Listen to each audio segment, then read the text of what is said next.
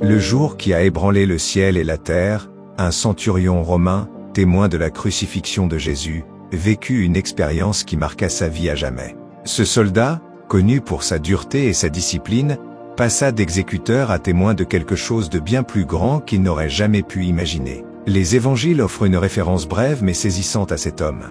Le centurion romain mentionné dans les évangiles, souvent identifié comme Longuine dans les traditions chrétiennes, reste une figure intrigante et fascinante. Bien que les évangiles eux-mêmes ne donnent que peu de détails sur lui, d'autres récits et traditions apocryphes ont enrichi son histoire.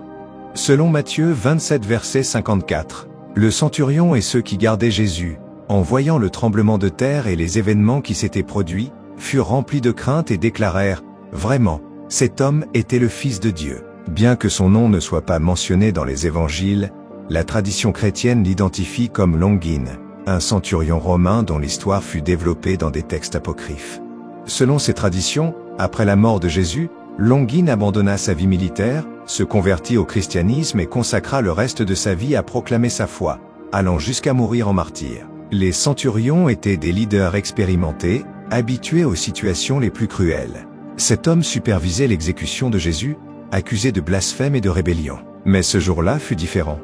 Alors que Jésus était soumis à une torture implacable, humilié publiquement et conduit au supplice de la croix, le centurion observait un comportement qui le troublait profondément. Contrairement à ce qu'il avait vu tant de fois chez d'autres condamnés, Jésus ne suppliait pas pour sa vie, ni ne maudissait ceux qui le tourmentaient. Au lieu de cela, selon Luc 23 verset 34, il prononça des paroles qui résonnèrent comme un écho d'une bonté infinie. « Père, pardonne-leur, car ils ne savent pas ce qu'ils font. » Ces mots bouleversèrent le centurion. Comment un homme, au seuil de la mort, pouvait-il trouver la force de pardonner à ses bourreaux? Cette attitude était si éloignée de tout ce qu'il connaissait, si étrangement noble et inhabituelle, qu'elle sema le doute dans son esprit. À mesure que la journée avançait, des phénomènes inexplicables commencèrent à se manifester. Selon Matthieu 27 verset 45, des ténèbres couvrirent toute la terre. Puis, au moment où Jésus rendit l'âme, un puissant tremblement de terre ébranla la région, fissurant les rochers et provoquant des craquements sinistres. Le voile du temple, symbole sacré séparant le Saint des Saints, se déchira de haut en bas, marquant une rupture entre l'Ancien et le Nouveau. Matthieu 27 verset 51.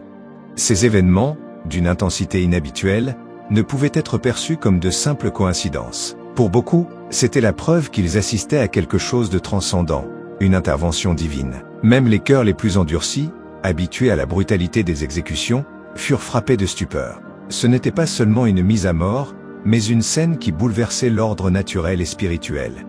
Le centurion, témoin de tout cela, prononça alors l'une des déclarations les plus importantes des évangiles.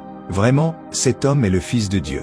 Ces paroles reflétaient non seulement l'impact de ce qu'il avait vu, mais aussi un changement dans son cœur. Il était venu au Golgotha en tant qu'exécuteur, mais il repartit transformé. Après sa conversion, Longuine abandonna définitivement sa carrière militaire et se retira dans une région reculée de la Cappadoce, loin des regards de ses anciens supérieurs. Bien qu'il fût un soldat aguerri, il était désormais animé par un profond désir de partager le message qu'il avait découvert au pied de la croix, l'amour inconditionnel et le pardon enseigné par Jésus. Dans les villages qu'il traversait, Longuine n'était pas seulement un prédicateur. Il se comportait comme un guérisseur de l'âme. Il rendait visite aux malades, aidait les plus démunis et parlait avec une douceur inhabituelle pour un ancien centurion. Aujourd'hui, cette histoire continue d'inspirer des millions de personnes à travers le monde, car, comme le centurion, nous sommes tous invités à regarder la croix et à reconnaître le pouvoir rédempteur de Jésus. Si ce récit vous a touché, partagez cette vidéo et laissez vos réflexions en commentaire.